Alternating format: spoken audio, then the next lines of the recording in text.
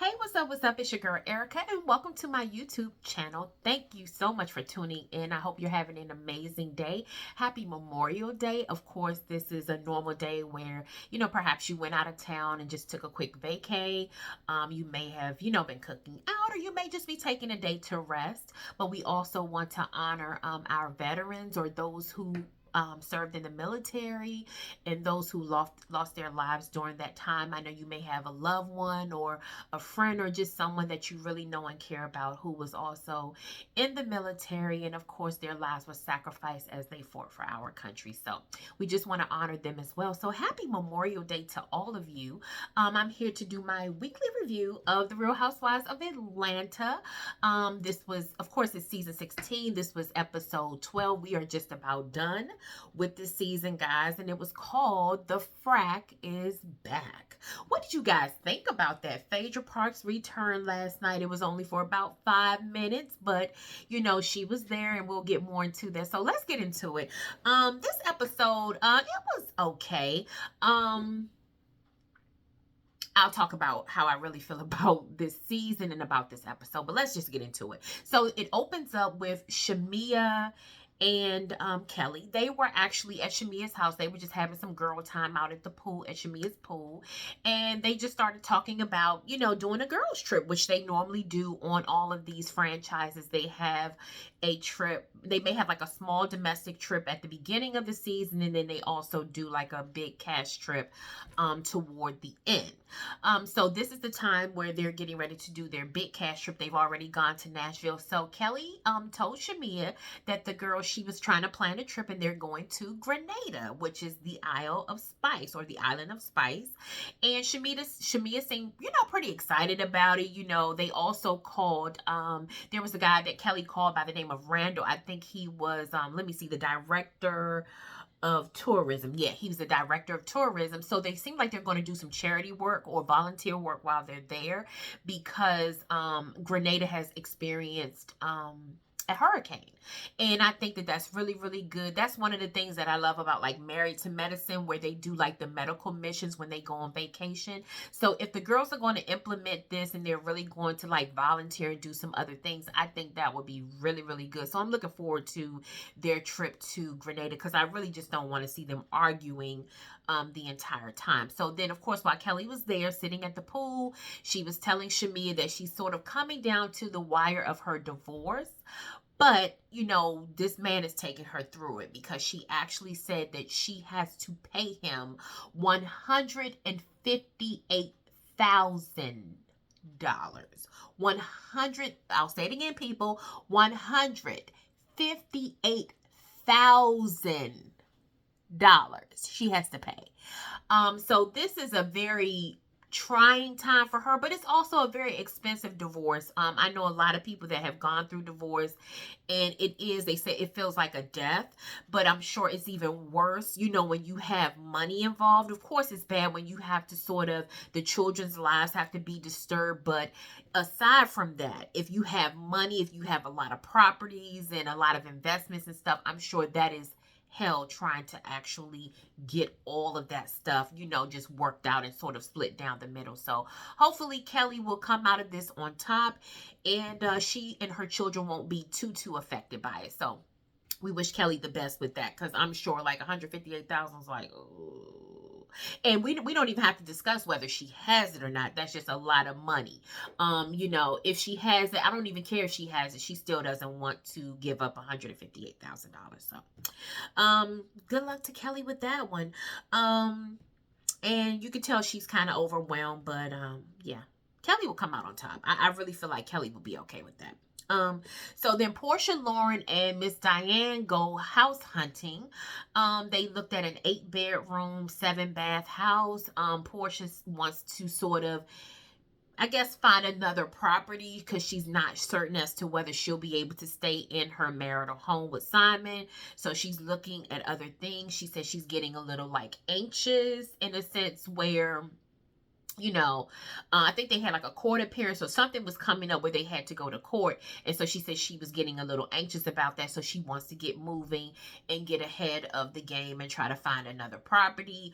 I don't know if that was necessarily the property for Portia. I don't know if she needs to go that big, especially if it's not a family home and she will be the only one sort of paying for that or contributing to that. But again, these women, some of them, and I'm not saying all of them, some of them tend to try to live above their means a little bit. It's okay if you have to go back down to like a 4 or 5 bedroom. It's okay, but I think they try to keep up this luxe lifestyle or this image for everyone, when in actuality, you have to be smart about what you're doing, especially when, you're a single woman. Portia is going to be a single woman when her and Simon actually get the divorce. She will be out there. It doesn't matter whether she'll find someone else or not, but her daughter should be her priority. So Portia, I hope you're being smart and really thinking about not just you and how it looks to everyone, but about your future and your daughter's future. So then the girls would talk. I mean, as they continue to talk, Portia did say that the girls are going on a trip and she's looking forward to it. And she's saying that, she wants to kind of make peace now. She wants it to be a nice trip. She doesn't want everyone sort of getting into it, or she doesn't want a whole lot of drama. And this is what I wrote in my notes. Guys, I always take my notes, and this is what I wrote. I said, she wants to make peace. And I said, Portia has to, because she's been the one who's been moving wrong. And we know that from episode 1, Portia has caused a lot of issues, or she had issues with Drew. And this group sort of has been not even so divided, because actually the only person that Drew has is Angela. Cynthia is a friend of the housewife, and Cynthia can either go she can go either way. Cynthia's always been that person who tends to blow in the wind, and this has always been my opinion of Cynthia. It's not anything new, but Cynthia's that person. She can be with you, but then she'll flip to the other side like really quick. So Drew has really just had Angela. So this group is really like lopsided. And yeah, Portia's been moving wrong the entire time. We haven't gotten any personal story. We really know nothing more about Portia's life, the relationship, or her marriage to Simon. Not just all of what goes on through the divorce, but we just don't know anything more about Portia since she left in season 13. How has she moved forward, other than the fact that this man will not talk to PJ, or he will not pick up the phone, or he doesn't respond to text messages? That is really all we know about Portia this entire season, and also the fact that her and Shameana are having issues in their friendship, and she doesn't like Drew. What else have we learned, or what else do we know about Portia? Nothing. Absolutely nothing. So her time coming back has been somewhat of a waste, because Portia hasn't given us anything. But we'll see how what she does in the next probably 4 to 5 episodes that they have left. So Shameana goes to the radio station. She went to see Big Tigger or Big Tig at V103 in Atlanta. I know Tigger very well, or not personally, but we know here in the DC or the DMV area, we know Tig very well, because he was on WPGC 95.5 for years, and he was very, very popular here. Of course, he's still popular in Atlanta, but yeah, Tig was really, really good on the radio. So she went to see him. I think Shameana even worked with him at one point. But I didn't understand what the whole interview was about. She was talking about her music, but she wasn't. She seemed to be throwing digs at Drew, and I thought that was really stupid. I'm thinking, Shameana, you should be a better person than that. That professionalism should always come first. I know that she felt comfortable with them, but I felt like, promote your stuff. That is not your time to sort of drag someone else down or kick someone else down. Promote your stuff, promote your song, promote whatever you have going on. Like, don't waste your time talking about someone else. Like, what are you about? But you know what, guys, this is really lending to my whole opinion of Shameana coming on the show. I never had a problem with Shameana coming on the show, but Shameana was just never even my friend of the Housewives back in the day. I really didn't care for Shameana. Shameana was Portia's sidekick. I really didn't have to. And then she became friends with Candy. I really didn't have to see Shameana at all. Like, Shameana just was not interesting to me. Shimmy, Shanae. She wasn't really interesting to me like that. Like, the best friend of the Housewives to me was Marlo. Marlo, hands down, was the absolute best. I wish she could have maintained that position and still been on the show today as a friend of, because Marlo was just really good as the friend to all the ladies, and I would have appreciated her a lot more in her spot rather than to have like somebody like Shameana who's just doing too much and trying too hard. But anyway, I thought that was a waste of time. So Britt talked to her husband, and I'm kind of breezing on through because it really wasn't that great, guys. But Britt talked to her husband. She told her husband that she wants to have um um just an event to promote her new shapewear line. It's called Bare Naked, and her husband was there for it. And that was really about it, the first scene with them. So then we move on. Angela Oakley, the MVP of the season, Angela and her husband Charles, they went over to one of the investment properties, and Angela told us, she was honest. She said this property, they still have some issues with the property. The property isn't selling. As a matter of fact, it's dropped in price. That's never a good thing. Angela said that she said they have 7 investment properties, and they now own, or they owe $2 million in worth of debt. They have $2 million worth of debt. So that means Angela's just buying these investment properties, but she's not recouping the money. She's not selling. And if she's selling, she's still not getting what she put into the house. So the investment is really, it's kind of like she's kind of lopsided or upside down in it. And I think Angela really just needs to get rid of some of those properties at this point and sort of move on and delve into things. She can stay within the real estate market or flipping the houses and doing all of that. But I don't think at this particular point, especially with her being on the show or the way the market is now, because we know, who's in office and we know what's going on at this particular time. And you have to be very, very careful about how you spend your money. I think Angela needs to get rid of some of them and just sort of maintain, hey, do your business, but don't get in over your head. And I think she would come out a lot better. So while she was there, of course, her and Charles discussed the argument that Angela's mom had with Charles. And Angela said, I want to apologize to you because I really didn't know all of the details of that particular argument. So she actually apologized to Charles, and I don't think he cared either way. And I'm not saying that in a bad way, but I just don't think he really cared either way, because we know how Charles is. Charles can be a little dismissive, but then he also knows how Angela is. So she was like, oh, give me a hug. And I think Angela wants this soft, sweet relationship with Charles, but he's just not that guy. She met him probably a certain way and she was okay with that. But I think now Angela does want that sensitivity from him sometimes, and she doesn't get it. So it's kind of bad when he tends to kind of do it, but you can tell he really doesn't want to.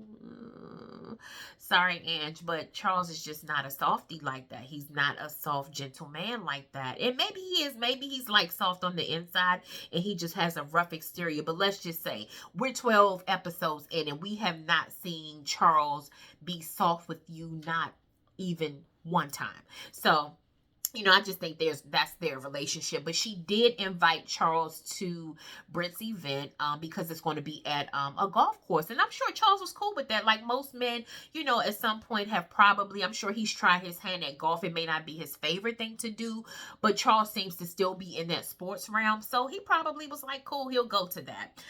So, hey, we'll see what happens when Charles gets there. So that was really about the end of their scene. Okay, so Britt has an event. And this particular event, like I said, it was at a golf course. It's to launch or relaunch her shapewear company. And this is what I really want to talk about right now. What in the world? And y'all tell me when leave me a comment about this. What are these ladies wearing? Why is it that these ladies cannot dress? I do not understand what kind of fashions these women tend to wear.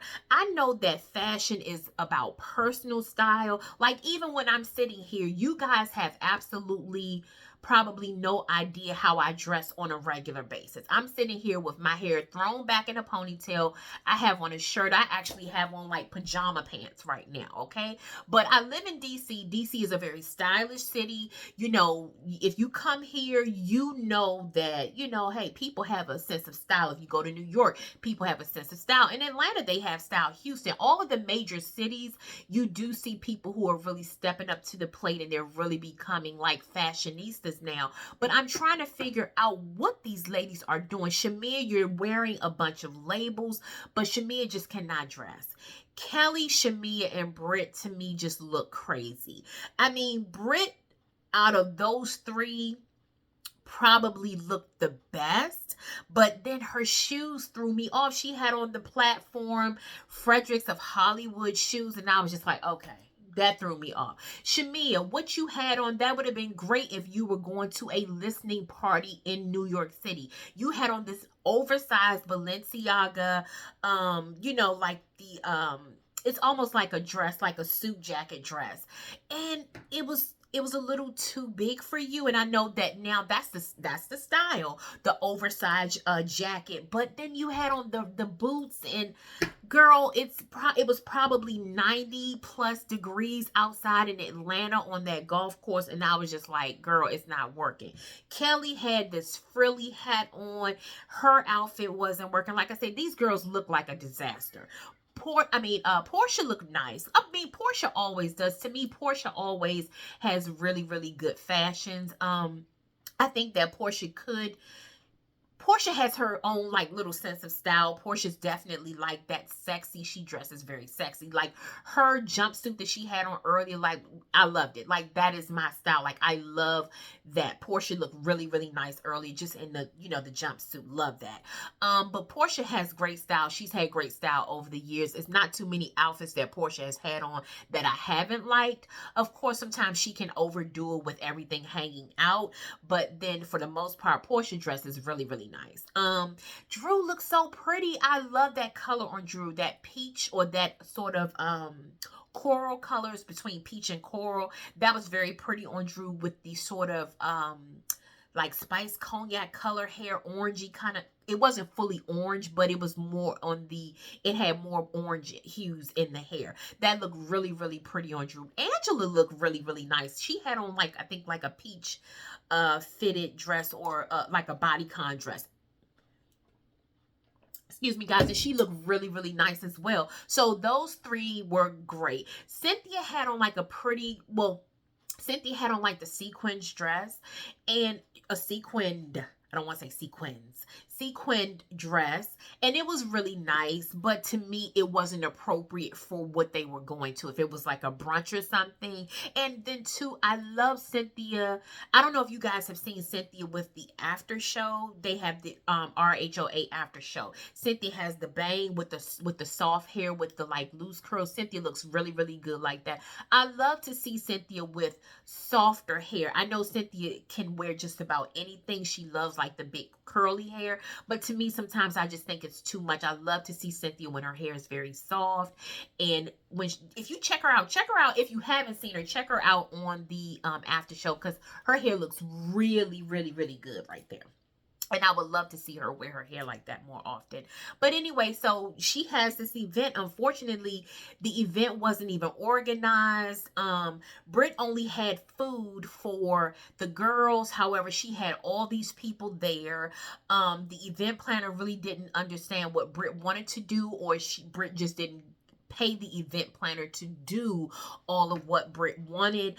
You could tell that it just did not have that oomph to it. It seemed to be a very boring event. You can look at the other people's faces like they weren't really even entertained. Maybe they were glad to be there because they knew that they were filming the Real Housewives of Atlanta, but it was boring.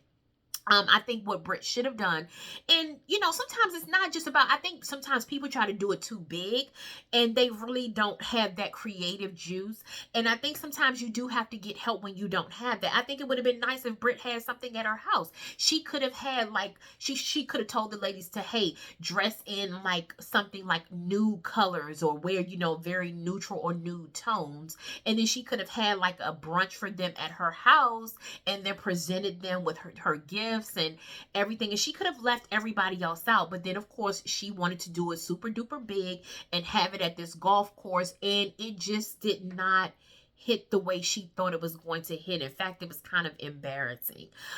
So then she went on, she gave them gifts. Of course, she tried to shade Angela. She gave them like the bodysuits, the jumpsuits, or the bodysuits that everyone, the one-piece stretchy bodysuits that people wear, and a lot of them are really, really good. I hope that she does really well with that, because there is a market for that. But she gave Angela an extra large. That was all out crazy. That was nothing but shade. Angela is tall, but Angela is not a big or thick woman at all. Those women have had a lot of work done. No shade about that. But Portia and maybe Portia and Cynthia probably could have had like the larger size, because they're a little thicker as far as their bodies are concerned. But Angela is one of the skinniest ones out of those girls. If you look at them, if you put all of them side by side, Angela is actually a fairly small lady. She's just tall. She looks she looks bigger because she's taller than them.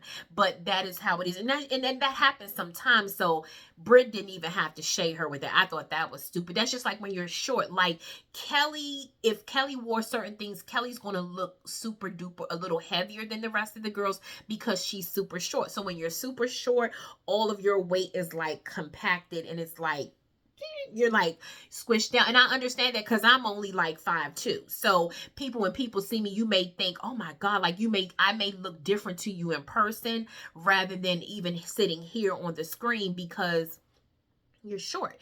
And I've always, had that issue as well. So, but Britt, that was stupid. Like, I was like, girl, like if she wore an extra large, then yeah, sure. Like, I know, like an extra large, I probably could get an extra large. You know what I'm saying? Like, come on now, girl. It's stretchy. It's a bodysuit. But the thing about it is, when you order them, you actually order a smaller size, because you want it to be fit. Now, granted, some of them you may have to, depending on how you're built, whether you're top heavy or bottom heavy. Yeah, you may have to get a larger size. But if this is just, this is anybody who just dresses or knows, you kind of know these things.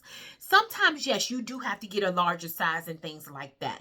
But for the most part, most of those girls, they probably could get their normal size. Or if they want to wear the bodysuit like as a tank top, then yeah, they probably could go maybe a little smaller, because they don't necessarily have like an issue. Like, they're not like bottom heavy, or they're not super duper top heavy where it just would not fit and they would be completely, falling out, if you get my drift. But Britt, it was like, you're whack. Like, girl, I really, really hope and pray that Britt does not come back next season, because she just does not fit in. No matter how hard she tries, or doesn't matter who she tries to kiss up to, Britt just does not have it. So anyway, the girls are sitting at the table. Of course, Britt tries to throw some shade at Charles, and they, her and Angela were going back and forth. And so Angela's kind of said to the girls, hey, my husband's here, and guess what? He doesn't have any side children. And it kind of threw the girls off. But Angela was waiting for that moment. Whenever Charles came around, she was going to say something to these girls because of the things that they've said to Charles. I'm sure they even kind of cut out a lot of that, because it just seemed like that comment came out of nowhere, but they probably cut that scene a little bit. And so, of course, Britt was kind of saying stuff, and Charles was like, well, I think Charles even said, like, I don't mess with hoes. The whole word, the H word. He said, I don't mess with those kind of women. And he left it there. Like I said, I'm sure a lot more was said, but we will never know. So of course, Shameana and Drew get into it. This whole thing, Drew has made it clear that she didn't like that Shameana went back to Portia and told Portia about what she said about the comment about PJ going to college, about her music would pay for PJ to go to college. Okay, Shameana, I'm just going to say this. I know a lot of people, I say this every weekend. I'm kind of tired of saying it. Y'all got to cut Drew some grace, because I'm telling you, these girls are acting so stupid behind Drew, and all they're doing is following behind Portia. They want Portia's approval so bad that they're just all going at Drew. None of them really have a good enough reason to be beefing with Drew the way they are. I mean, Kelly acts like she doesn't like Drew. Britt doesn't like Drew. Now Shameana acted like a complete female jerk at that table. Like, I want to say some other things, but she was like a jerk. Like, it was so immature, and it was just so classless for her to act like that. But that's the real Shameana, people. See, people don't realize, people think because she has money. Y'all remember back in the day, Shameana was twerking, doing all the same stuff that Portia was doing. And that is exactly who Shameana is. Shameana tries to hide behind, like, yeah, you know, I have it together now, and I'm this and I'm that, and I'm a mom. But Shameana has another side. And I thought the way Shameana was going at Drew, I think it's stupid, because I felt like if Drew and Portia made up, I feel like Shameana would drop all of her negative feelings about Drew. As a matter of fact, she probably would have apologized to Drew if Portia and Drew had really made up, because she would have been more concerned about what Portia thinks of her rather than Drew. So that whole little exchange I thought was stupid. I was glad when, you know, Drew got up and left. I was glad that Cynthia left, because Cynthia saw how stupid it was.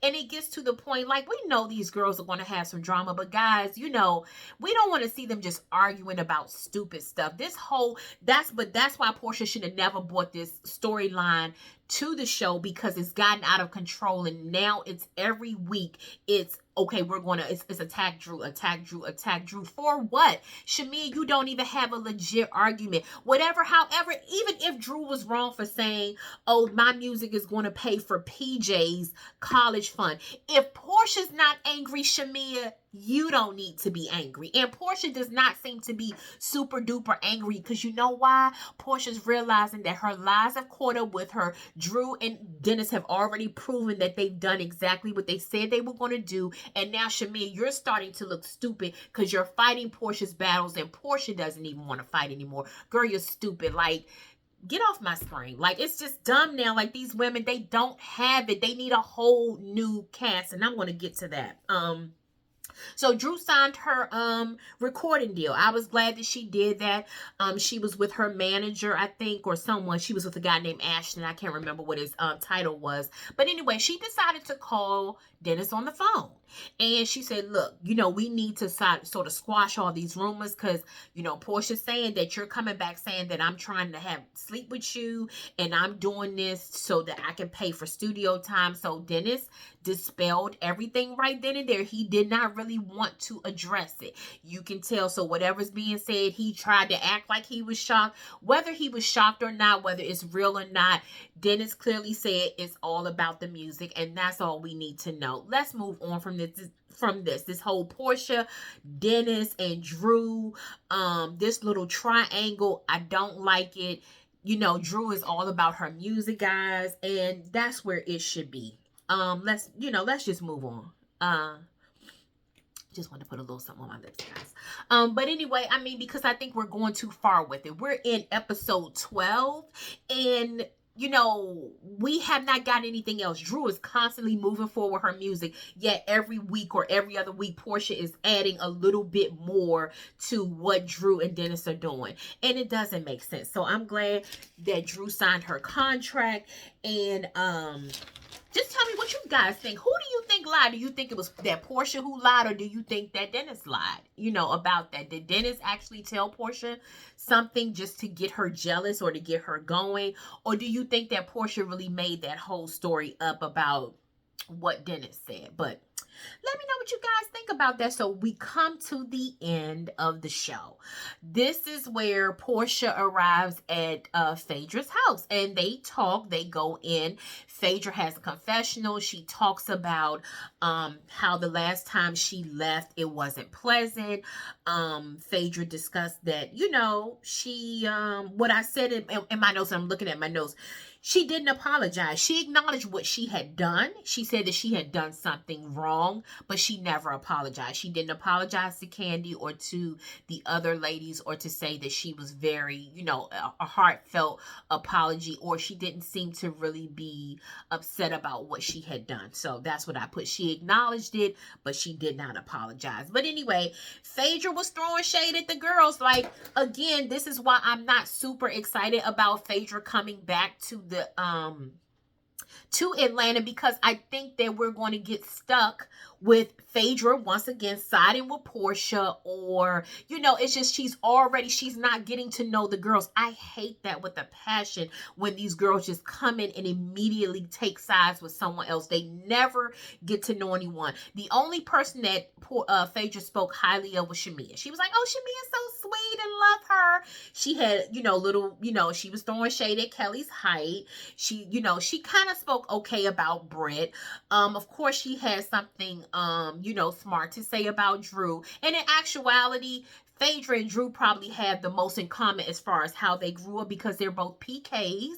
We've seen Phaedra's mom, who's a pastor Regina. She had to talk Phaedra through some hard times, during like season 7 and during season 6 and 7. Her mom was really on the show. Her mom has always been on the show a lot, but we saw her a lot really talking to her. And we've also seen Drew's mom has been talking to her, who's also a pastor. I think her name is Jeanette. Pastor Jeanette is Drew's mom, and Drew's mom has had to talk her through some things. So for Phaedra to come into this group, not get to know Drew.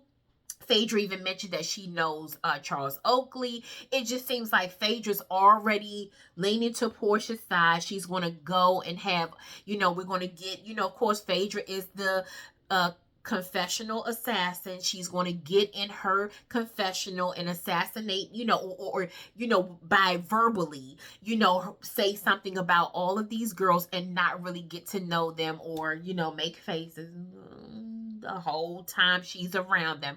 I just don't think that that's cool for the show. But that was it. They had their little conversation. Portia seems to have forgiven her and has moved on from whatever they went through. And that's it, guys. That was the episode. Let me just say this. We are, like I said, pretty much throughout, or we have pretty much completed this season, because once they go on their cash trip, they may have maybe one episode left after that, or they may even end with the cash trip. I don't know, but I can say this season has just been okay. I think we had high expectations going in. I wanted these girls to do well, but this particular cast, I don't see it for them. They need to get Kenya back, and I even wrote down here in my notes, I said, I would like to see Kenya, Sheree, Angela, Drew, Phaedra and Portia are probably going to come back for sure, and Marlo as a friend of the housewife. I think it would be good to see Sheree and Angela, see what they could do, because Sheree, it was said that Sheree dated Charles back in the day, so that would give us something.